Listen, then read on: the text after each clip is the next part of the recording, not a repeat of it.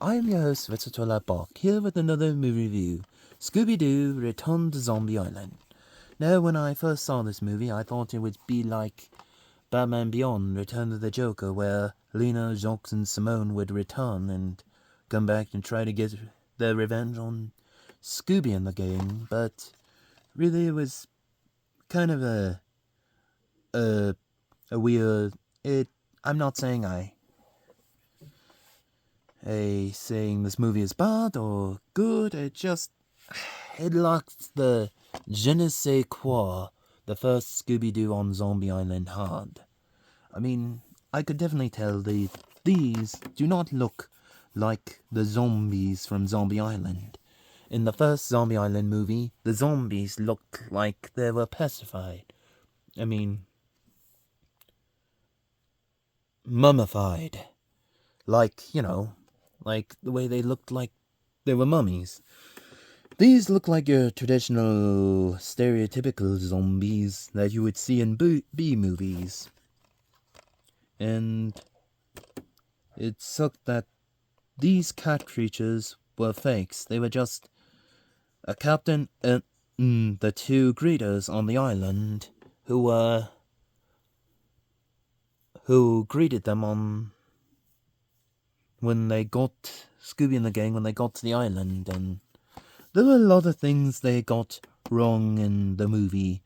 For starters, they didn't bring up the fact they didn't know Daphne was working her own TV show, not a school project.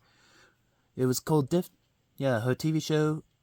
If you remember in the movie, Daphne's show was called Coast to Coast with Daphne Blake, and it involved her looking for the haunts of Louisiana. Not to mention, Scooby and Shaggy were always unemployed, Velma had her own bookstore, and Fred was her cameraman and an assistant on Daphne's show. And there were a lot of things they got wrong. I mean, Lena and Simone's house wasn't a hotel, it was a pepper plantation. Not to mention the animation on the house was wrong, and also, they forgot. I mean, Velma was smart to bring up the suspects, Lena, Jacques, Simone, and Snakebite Scruggs, but she left out Detective Bo Neville, the undercover cop that was there, who saw the events happen.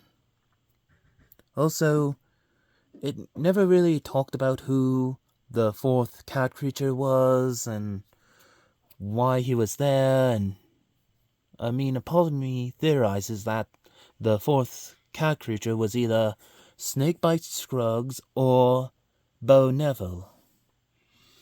And again, I thought this was going to be like Batman Beyond, Return of the Joker, and Lena and Simone came back, and Velma and Scooby and the gang's friends,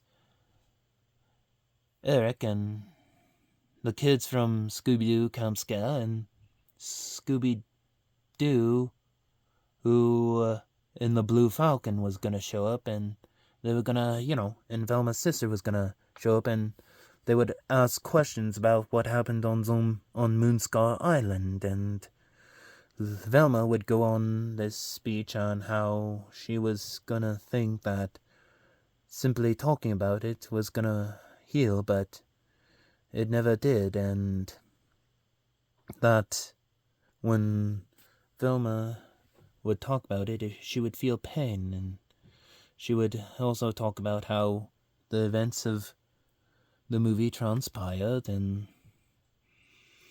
how that the only one of them, other them who knew about the incident on Moonscar Island, was Bo Neville, the undercover cop, who was assigned to watch Lena and Simone's house and dig up answers,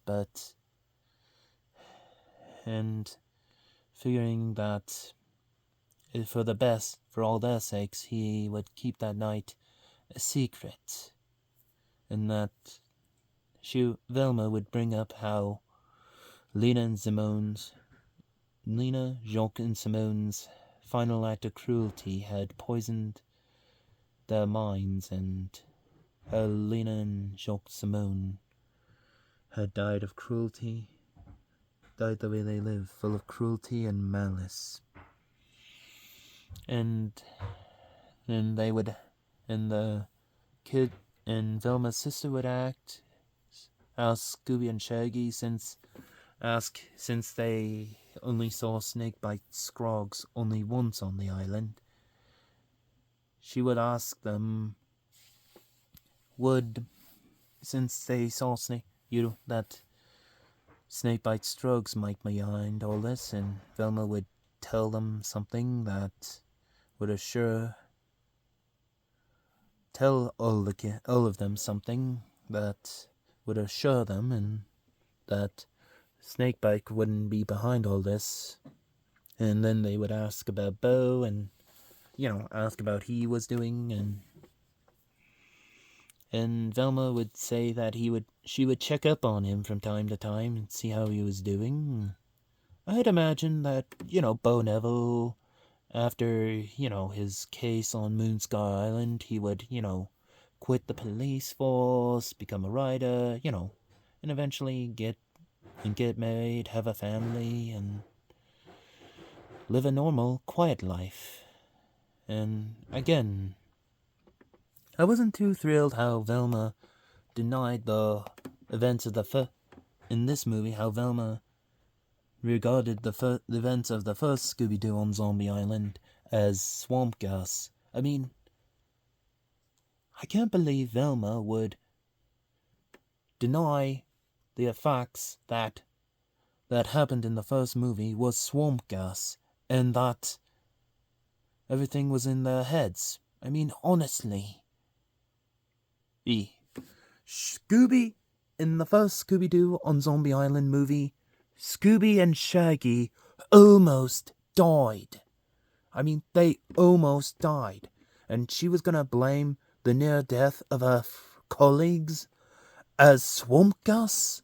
I mean, who does that? Not to mention the undercover cop, Bo Neville, that was there, who witnessed the whole thing. Plus, and again, but these are my opinions. Please let me know in the comments below. Please like, and subscribe to my channel. This is your host, Vesatola Borg, signing off.